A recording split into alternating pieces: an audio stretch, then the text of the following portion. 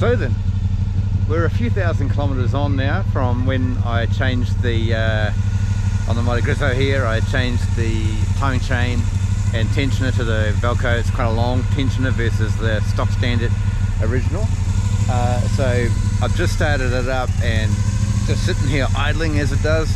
A little bit rough and ready, but hey, look, it's alright. So this is what it sounds like now.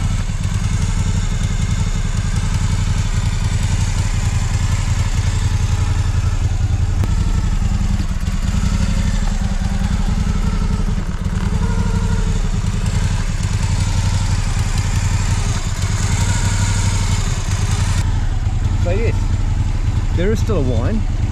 I don't think it's as loud as what it was when I first had the job done.